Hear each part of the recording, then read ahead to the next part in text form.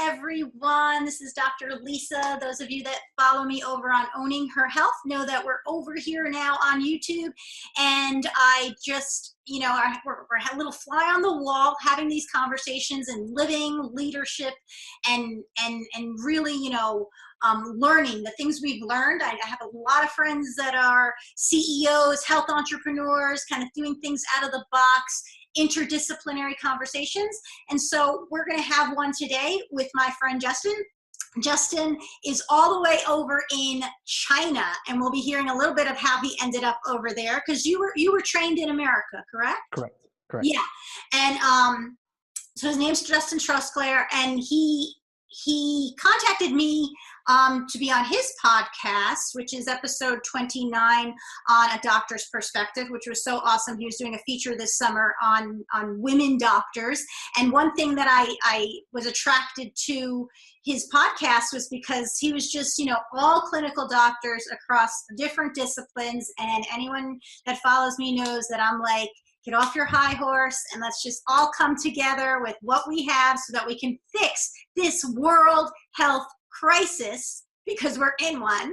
So welcome so much, Justin. Why don't you give us a little background of a little bit of your story and how you ended up in China and what are you doing now? Okay. So I was born and raised in South Louisiana. Okay. Beignets and Cajun music. Love that area. Yeah. Went out to Texas Chiropractic College in Houston, graduated, moved to Denver. Living the dream, the mountain life, and had a practice for about 6 years. I had taken over a clinic that was sort of, not doing so well. And I had to build it. And then the first 6 months, they decided to redo the entire front of the building and parking lot. Wonderful. This new grad got some bills, people. I got bills to pay. So, it's all, some people start clinic and they're just amazing. Just, wow. How come anybody can't just make a bunch of money? You're like, yeah, that wasn't me. It was up, it was down. It was up, it was down. Yeah. So 6 years into it, I went through a divorce. I had all, just different things going on in life. And after a while, I was just like, man, I'm sitting around here in Denver. My family's in Louisiana.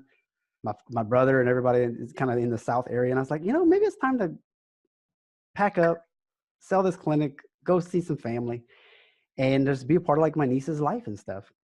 Then I started thinking, hey, I can actually have vacation and like a normal job.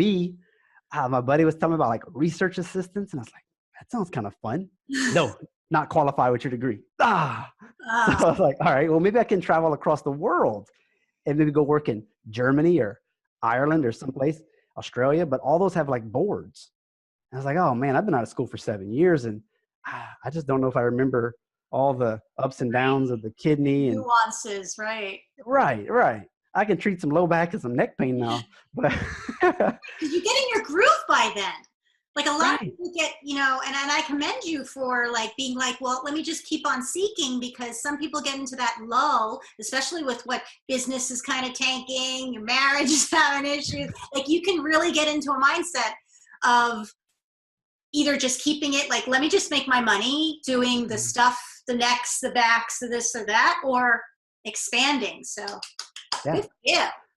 I will say though, I did end on some of my best years in clinic though. So at least that Mhm. was going good. Yeah. So Good. I quit on a good note.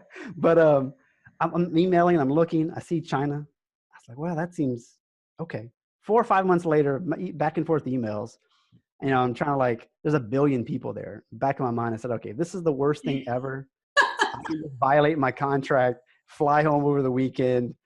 Sure, they're left high and dry, but at least I won't be depressed and sad in a country I know nothing about anymore. Priorities. I mean, I was like, I have a tattoo on my leg of a cross, and it's 95 degrees outside all the time. I was like, hey, I'm not going to go to work camp, am I? Like, what are you talking about? I was like, I don't know. He's like, you watch too many movies. So I was like, all right. That's my, that was a hang up. I was like, I'm not going to wear jeans all the time to not go to prison. So anyway, so that was a bunch of jokes. None of that was real. And that was good. So it was safe to go. Yeah. And they pay well, and you work in a hospital. And I thought, for the future of my career, that could be a good thing. Like chiropractors really aren't welcome in hospitals in America. Right. So I'll have experience. So when that day does come, I can say, dude, I've got a year. Now it's 3 years. And I went for a year. It had some ups and downs. You know, you had a translator working with you hand in hand. And my town, there was nobody else that speaks English. Maybe like one other person, but they're either like older or their English isn't very good. So how am I supposed to talk to you? You know, it's very difficult. Right. Like that interpersonal, like those little nuances to get to read the client. Yeah.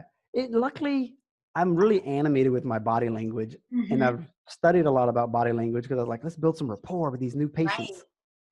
So I can still crack jokes with a little bit of Chinese that I know and kind of make them feel comfortable. And I would ask questions and the translator would be like, why are you asking that? I was like, because it's going to build rapport. Like just ask them and they'll love it. And they wanted to talk about their grandkids. Of course they did. Right. But that's like quite a cultural shift. So how did you know about that job?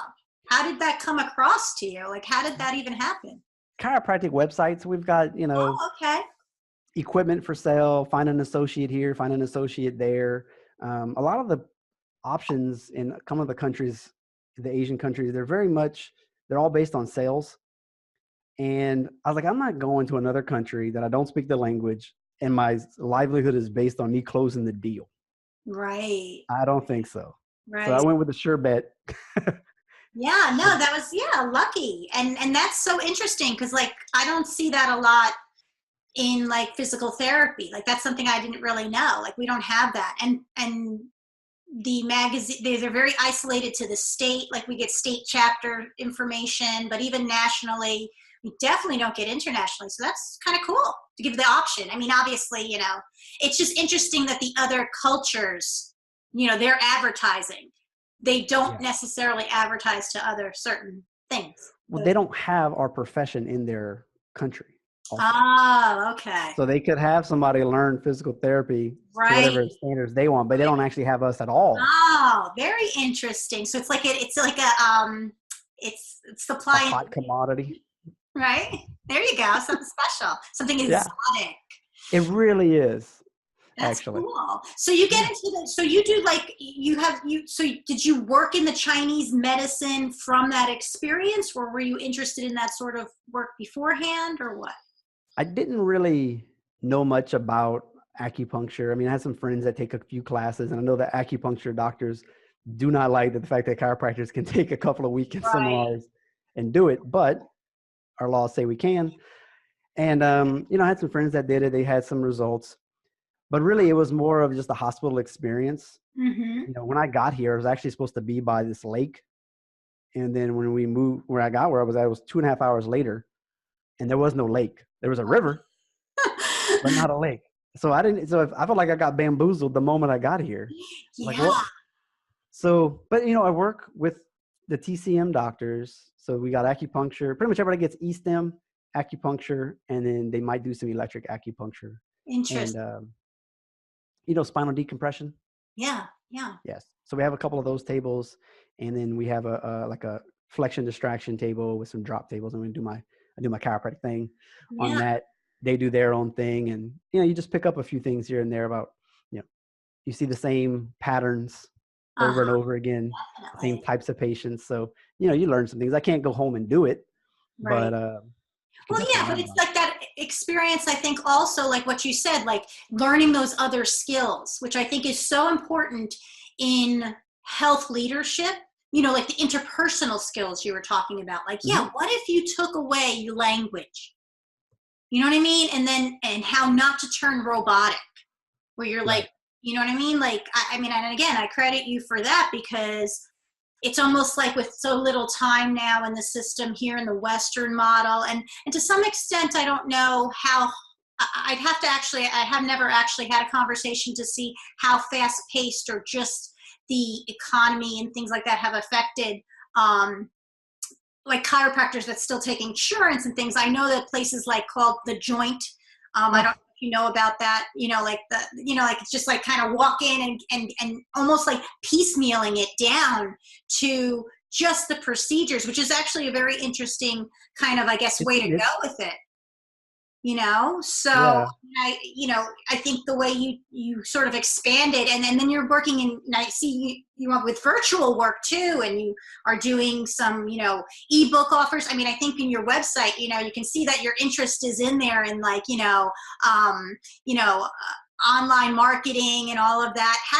Is that just because like out of necessity, or you wanted to expand what you were doing, or you just had the time and a different mindset now? A little bit of everything. Like Okay. I am always been involved with like graphic design and enjoying making t-shirts in college. Yeah. I got books at my house that my mom just won't throw away from when I was a kid. You know, she's like, please, I don't want people to know I drew this. I'm a different person. But so I went to China. I came back for a year, met a lady in my town, and then she's actually Chinese. And I was like, hey, you want to go back to China and work? My old boss called me again. He was like, he wants me back. She's like, yeah, okay, I'll be your translator. I'm like, okay. Oh, So I'm here, and I'm kind of like, you can only check Facebook and Instagram and read so much, and then you're just like, all right, what else am I going to do? Because some days we're really busy, and a lot of times we still have like a lot of free time. And so I was like, all right, let me start this podcast. I've been talking about it. I enjoy them. I'm listening to them. I feel like there's a void that I could feel. So all the research, I did it. And then you talk about, everybody's talking about, oh, you got to have an email list. You got to sell them stuff on the back end. I was like, okay, I'll figure it out. So I was like, all right, what can I do? I don't have anything. I have nothing to give. And then I said, okay, you know what, Justin, you really like budgeting. You like health, chiropractic, exercise. Why don't you just write a book? You got time. It's like, okay. mm-hmm. So I'll start banging that out. And then you start realizing like, oh, I could put the 12 exercises. I could put the nerve glides. I can do these different things. And now I have something to give away if you can position it correctly. And I was like, all right, well, how can I position it? Let me figure that out. So I contacted not contacted, but I heard about this guy named Russell Brunson. Mm-hmm. He has he's an amazing marketer. If you ever see the thing ClickFunnels, Yeah. if you ever, Yeah. that's him. Yeah. Yeah. And his books teaches you how to do all of that. And I'm like, oh my gosh, this is amazing. Yeah. So I was like, I don't really have a product that I could actually sell to recoup all the cost of doing it every month. So I've been trying to just kind of mirror some of the stuff that they do and put it on the site as like pop-ups and opt-ins and things. And once I'm done with another book, then I'll have something actually of value to sell. That's, the one book, $14, like good luck. You're not going to make any money on that. Right. So, and then the podcast, I get to design all the show notes and the cover art. I really enjoy that. So it's really fun for me to go through it. The audio, I didn't know how much I'd enjoy, I know.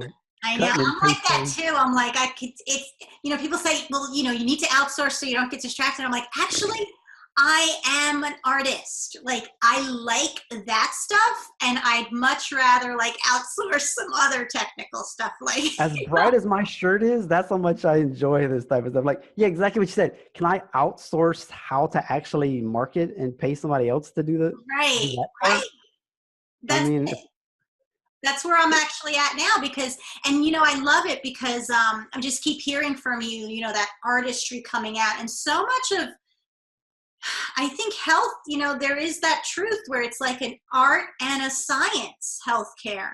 And yes, evidence-based protocol to some extent, so that you're trying to be as efficient and effective as popular. But we always got to remember there's that curve, that bell curve. And just because 66% are here doesn't mean we forget about these guys here. And it almost feels to me like when you stay a little artistic, when you stay a little creative, and it doesn't mean you're totally always inventing. I think that's where a lot of our more linear-minded colleagues get stuck, because you're taught, right? The scientific method is, what's the hypothesis? And A plus B equals C, or it's invalid. And, maybe your hypothesis was just off.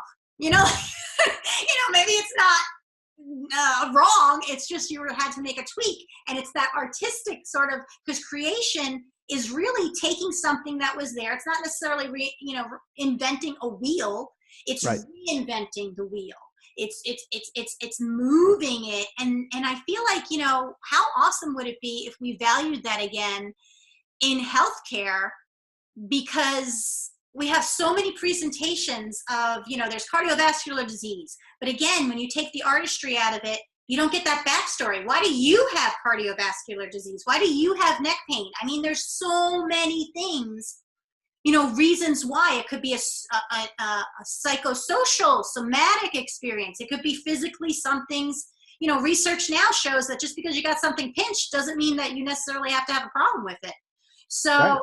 where are you in all of that with doing your clinical stuff, or what do you see? Because you're on a different, I just really welcome this opportunity to talk, chiropractic and physical therapy, because so many Right. times, at least in the States, we're at odds. And I had a chiropractor, I had a functional medicine chiropractor work with me, and I was like, this is awesome, so that we can, I was just like, and I think that's more of that feminine leadership of collaboration, strategic partnership, just more of those ideals as opposed to domination.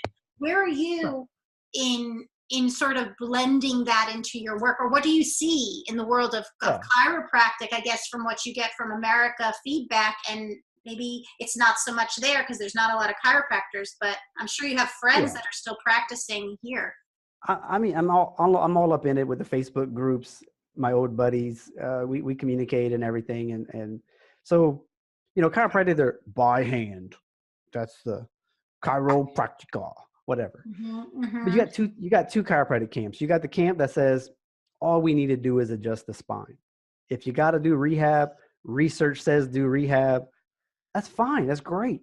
I'm not doing it. Send them over to down the street to that chiropractor or to that physical therapist. That's what they want to do. Have at it. I'm gonna just crack a back and make you feel better. Right. Then you got the other camp where if you had a physical therapist who was super trained in the grade 5 mobilization, Right. and the chiropractor that was super trained in all the continuing ed for exercises, you wouldn't know who's who. Yeah, If exactly. I said, oh, that's the chiropractor, that's actually the PT, you'd be like, no. You're like, yeah. And I can see the animosity where, the chiropractors are like, well, you guys took a weekend seminar or two, and now you can adjust the spine. And then you guys are like, well, y'all took a seminar and you can learn how to do rehab. And we're like, well, of course we would say, well, it's in our curriculum. We have several classes and that's why we're qualified, blah, blah, blah. And you guys can say the same thing. Actually, we do learn a little bit and you can learn more. So yeah, we're at odds, but really we're both, you're talking about the art. Everything we do, even if it's evidence-based, it's all by our hands. You got to figure out, oh, your QL's tight. Oh, your psoas is tight. Oh, the vastus lateralis is messed up or whatever. So you have to be in tune, and that's the art. That's what they always say with the chiropractic. The art is figuring out where to adjust, because you can train a monkey to crack a back. I mean, not really, but you're right. It's a technique, but or even deciding whether or not. And that's where all these different techniques come in. I don't know how you guys learn what you learn, but we have all these named techniques, and some people, that's what they hang their hat on. I'm Gonstead, I'm Activator. Yeah, we got that too. It's dying out a little bit, but when I came out, because I'm an oldie in the profession, so I've been a physical therapist since '96, and I was an athletic trainer before that. And so, sports medicine wise, it was pretty much, the same thing. And it was who's Paris, or there was all these gurus and then these flockies, and they're still the Mackenzie'ites or the Parasites or the, whatever, these people that are just straightforward, that's their view and that's the view of the body. But you gotta say, gosh, there's so many people, like I said, complicated histories. Why are you a diabetic? I used to think in the hospital, wow, I saw you last year when we amputated your toe. And, because actually when I came out of school, we were still doing sharp debridement. I was like, this is so, I don't think I should be doing this as a physical therapist. We learned about it, but I was like, this is back when we were nursing, and I think we should let this go. But I get these people and they lose a toe. And then then I'd see them 6 months later or a year, and I was like, oh gosh, now we're a below knee amputation in the whirlpools. And I'm like, and you can't just treat their diabetes. Obviously they're being treated in their diabetes, but there's so much backstory. It's so unfortunate that within even the professions, we have these health camps of that's the way you view the body, because obviously we're not getting that behavioral change. Right. Like we're not getting that like real thing that actually the CDC, I'm always putting that up, the health pyramid for transformational, like long-term health changes, clinical work and your patient ed, like the clinical techniques like you're talking about, I'm talking about, and the patient education is like the top of the iceberg. Yeah. All that other stuff is like, how are you getting into their socioeconomics? So how does that work in China? Like, what's the system there with like getting, do people have access? Is it something like going to the chiropractor? Is that something special because it is so rare? Is that something the elite do? How does that work? So they all have a national health care. So they just kind of come in, and I work at a private hospital. So I think the price is, I don't know, it's different. Sometimes they're higher and sometimes they're lower, but they can come in, they get treated. If you've got a boo-boo on your head, actually my department, that front half, they do minor surgeries. You smash your finger, they'll stitch it up, and then they just walk through that to see us. You evaluate them, you tell them you print them a bill, they go out to the front and they pay it. And then they come in and they get what they need. And it's kind of like that you go to a doctor, you don't really have a doctor's office, you go to the hospital. Interesting. Now, acupuncturists, dentists, there's some health clinics here and there, but by and large, people are going to either the public or the private hospitals for whatever. So they have really, really, really long lines. Yeah. I didn't experience that in my hospital, but when I went to a bigger city, I was like, oh my gosh, how many hours are you going to stay in line to do this? Yeah, I guess it's like, well, are you really hurt? Can you not take care of this? Yeah. I'm a little biased in how I see China because I live in a small town. So they're a little bit more uneducated, a little bit more like farmer life. So they dropped out of school at an early age versus, Beijing, Shanghai, where, they're just kind of like you and I, fully educated. They understand what's going on. So it's a little bit different, but we just explain, hey, you got a bulge. Hey, you've got numbness down the leg. This is kind of what's going on with you. And normally they're just like, okay, how many visits? Okay. Wow. Cool. And then that'll be covered, or they have to just go pay? Depends, or? Some of it's covered and some of it's not. Like some of the services we have are covered and then some of them aren't. But for the most part, in general, their healthcare is covered. But like rehab, our hospital's trying to do that more. But you have to have certain, I don't know what the rules are. You have to have certain specifications, qualifications. Your hospital has to rank. Yeah. Everything here is the number 1 high school, the number 2 high school. Oh, you're an idiot. Number 4 high school you get to go to. You're like, congratulations, you're not going to college, but at least you have a high school diploma. Yeah. I guess. So all the hospitals are ranked like that, and everybody wants to go to the best that they can afford. So many life lessons there then by your path that are different than, I think that's kind of cool. Do you think you'll ever come back to America? And if you did, what you'll do with all of this? Like what are you taking away as a health provider? Do you think you'll stay as a health provider? Do you think you'll go more in the marketing? What do you think? Hi. Well, definitely he going to be here another year, and things how, if we have a kid, then we might stay in one more year, kind of get him a little more Chinese influence. Yeah, definitely. And then definitely going to come home. I don't plan to be in China forever, even though we live like kings. I bet. That part is pretty nice. My throat got dry. So when I come back, my goal is to try to get into a hospital.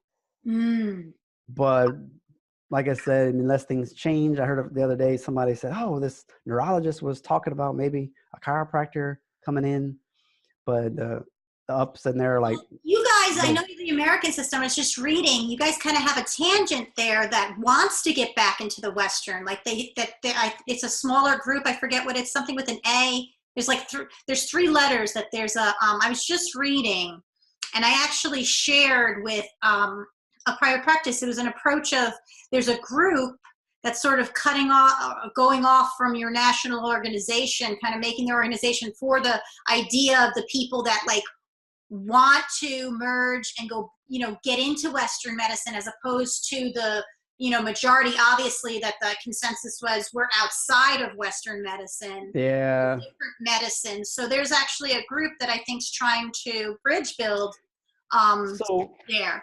with that, you're always going to have the chiropractors, that are just shun everything. They shun rehab. They shun everything. And it's just like, all right, guys, you're here, but you're very loud. It'd be nice to just quiet you down a little bit. No, we've and got then, physical therapy as well. I like all this stuff. I like giving some people some bird dogs and some planks, do some cold laser, whatever. I like doing all that. A little myofascial release with some tools. I'm all about it. I mean, it does help that insurance pays for all that stuff. If insurance stopped paying for it, Justin's probably not going to do as much. Right. I'm going to give you what you need, but you're probably not going to do it in the office. I'm going to show you once or twice, and then you're just going to have to do it at your house because it's not going to be worth my time. It'd be whatever I get paid for by insurance is kind of where you're going to spend more of your time. Let's just be honest with ourselves, I think, a little. Yeah, I mean, that's, kind of how you got to get paid. Now, and there's some chiropractors that they want kind of like an eye doctor and a dentist. You have certain privileges. But with the epidemic of opioids, it's like, is that what we're fighting to be able to give, just so that patients will come see us first, and then we can convert them easier? Because we're not going to give you an opioid, you don't qualify, but we can adjust you. And the research shows actually that's what rehab, adjustments, yoga. The evidence says do that. Avoid the pills and avoid the surgery for a long time. Every month, new studies show that manipulation is working. So, I'm definitely. I don't know how I feel about the medicine. I don't think I really want that, because unless you want it, if you want it and you go take some classes, like some muscle relaxers, or it's like, what exactly do you want? Right. What are you going to accomplish there? And again, it goes into I think it's just a mindset. Like, are you a Band-Aid provider, or are you a long-term outcome? And it is hard. I mean, because I've ran that train of, I'm working on transformation. Yeah. I'm not even working on activation or inhibition, or I'm transforming you, and it takes a mindset of and I get into this conversation no matter if I'm talking clinical or I'm talking business, because it's all the same, that energy of abundance mentality or scarcity mentality. Do you feel like you're going to need 50,000 people coming in every day for the same things over and over because you just don't believe that you can keep them motivated enough to, again, get that behavioral change? I mean, it is hard. Everyone wants a quick fix. But you said, we have epidemics. We're dying by our own hands now, people. Nobody's killing us but us. I mean, people are putting it and making it very easy, but we've got to keep the mind in there where we make choices. Well, and so many of us, I think and I'm guessing it's probably physical therapy too, you can have the pain relief clinic or you can have the transformation clinic. And it's difficult because it all does come down to, can you educate correctly without being a salesman? And it comes down to dollars and cents. How do you make the patient value 25 visits over 3 months or 6 to 10 visits and they're out the door because they don't, it's that balance of meeting them where they are. Right. But maybe pushing them a little bit. Let me challenge what you're thinking. Because if somebody says, I think 2 visits, I've had this problem for 3 years, 2 visits will get me better. Okay, you're going to need to broaden your mind. If that's all you want, I'm almost like you should just go somewhere else, because you're not going to get better in 2 visits. Right. But I think if you're honest and you're sort of where are you at? What are your goals? You want to golf. You want to babysit better. You want to, whatever it is you want to do. I think that's what's going to be motivational for people. And so that first contact is really important. And valuing that. And unfortunately, sometimes that's the stuff that doesn't get, at least in the Western model. Now, I went cash-based boutique, back in 2005. But, the mindset is, well, they're not going to pay for that because they don't. That's the problem in the Western model right now with insurance. It's really not the Western medical model. It's that they've allowed insurance companies and that corporate cost containment mindset of corporate healthcare, the business, to invade the practice. The problem is, I get sued and you really don't. so like you could only cut down my ability to, I need to be able to talk to these people, because especially now, I mean, maybe like 40 years ago when really people did take care of, they ate more off the land, like where you are, they exercised in labor, and, maybe I could get away with just being like, you know what, let's just, you're going to mend yourself, you're going to rehab yourself pushing that cow or whatever, Right. But like now, I mean, they're going to go home to their desk job.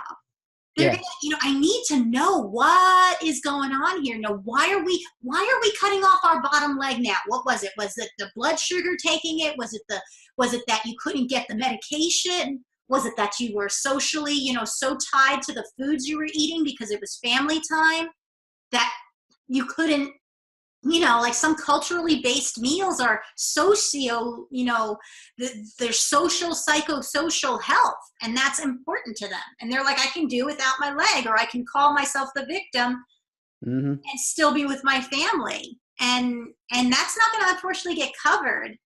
You don't get counsel time covered here. So it's a sad situation. You have to do it for free, or figure out a way to do it at home or some way. Yeah, I'm trying to eat low carb right now.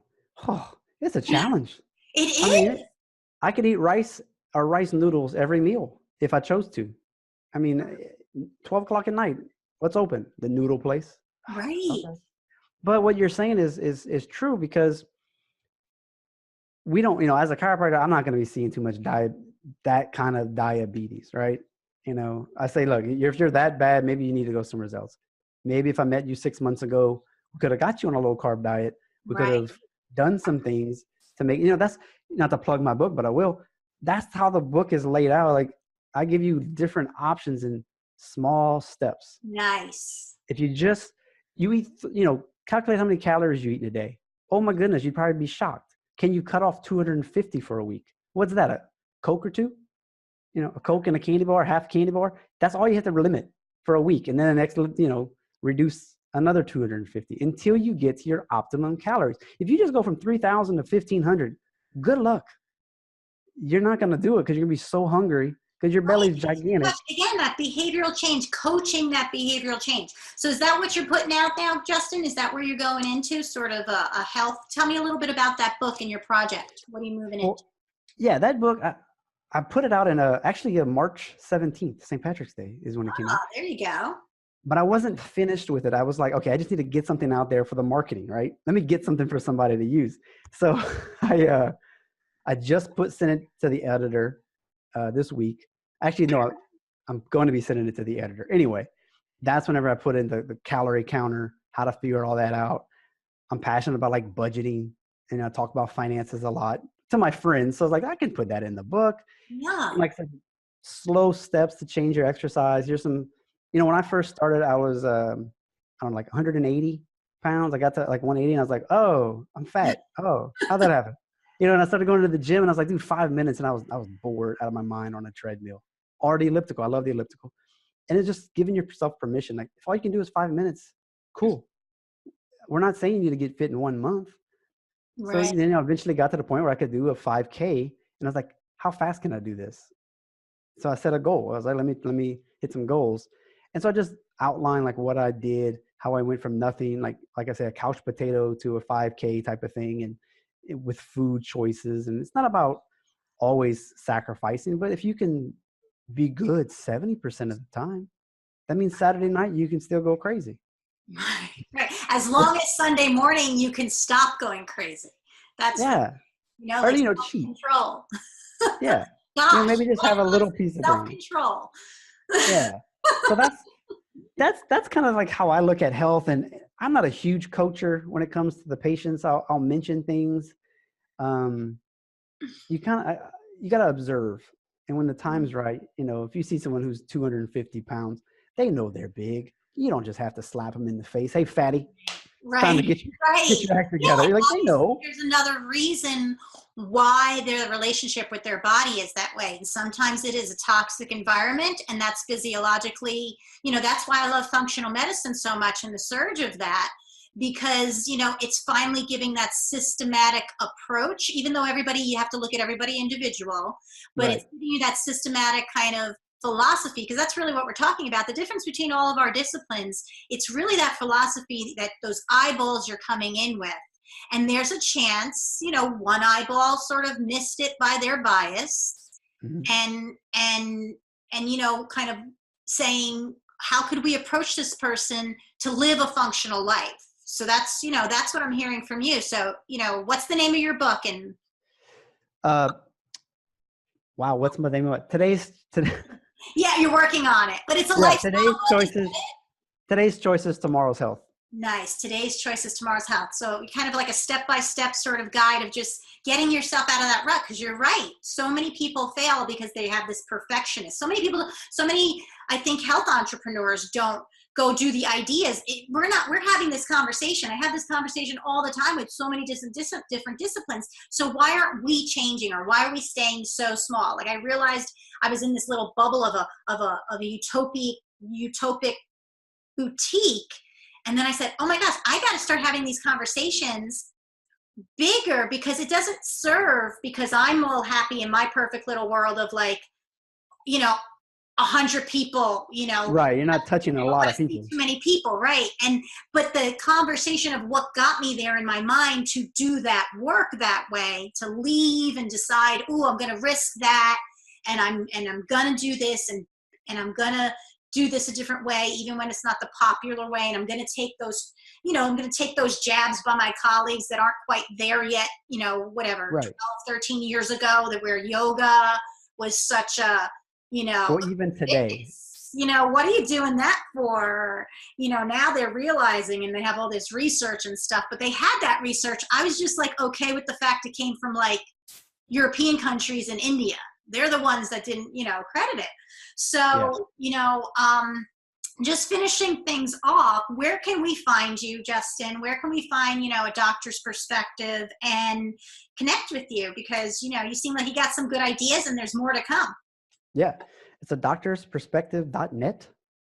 So .net, you'll, you know, all over the website, they have little things that you can look at. The new Needleless Acupuncture self-help guide to common 40 conditions. Oh, cool. 40 common conditions. That's what I'm working on, so that if you don't have it, you know, either maybe you can't afford it, maybe you don't have one nearby, you can do it yourself. And here's the protocol. That's what we need to do, right? Bring it. That's the way you cut that bottom of the pyramid, the socioeconomics, make it accessible. Because if they start feeling better, they might get their act together to save up their money to come see you. Like, we have to start thinking that way. These are protocols. I don't think there's people that are really, from what I've seen, you know, it just doesn't work. You're not really hurting yourself if you don't do it right, or if it doesn't really, you know, maybe it doesn't work for you. Okay, we'll try a different one. So I just think it could be worthwhile for people who are desperate, or just want to try something new, and they just like, look, I live in the middle of Kansas. Right. Because it's like personal authority, like where. And I have that debate a lot too. I'm like, where do we start saying that people are actually, let's give them the personal authority back. Like, let's not think they're all so stupid that they can't, like, the big thing now is like, well, if you're in a hospital, don't say doctor, because it might confuse them that you're an MD. And it's like, they're not that stupid. When the podiatrist walks in, when the dentist walks in, when the chiropractor walks in, and when the physician walks in, they all get it. Like, you know, like, it's just, it gets to be such minutia of the bureaucracy and the political correctness and really a money game, and, you know, a cockfight, really, you know, about who's going to do what and be in charge of what, when the reality is we got to solve some problems. And we have that here too in China. You know, I just don't care. I'm like, you want to call me professor? That's fine. You want to call me doctor? That's fine. You want to, you know, they have different names for chiropractic. There's a couple of different ways you can say it, but even in America, I'm just like, look, you're the neurologist. If I could work in a hospital, you're the neurologist. I get it. You're here. I'm here. Maybe PT's here. I might be below you guys, but that's fine. Like, the country of America says I'm still a doctor. And if I need to say, hey, I'm Dr. Justin, chiropractor, that's fine. I mean, the thing is like, whatever you can bring. I don't like the hierarchy. So I think it's got to go. I think we have to be in the round circle. You know, we have to, again, that women's circle where everybody rises together so that nobody has too much work on their own. You know, it's like stupid. Why do That you could be want to a be tough one. responsible at the top for like everybody's decision? Like that's just stupid, you know? Yeah.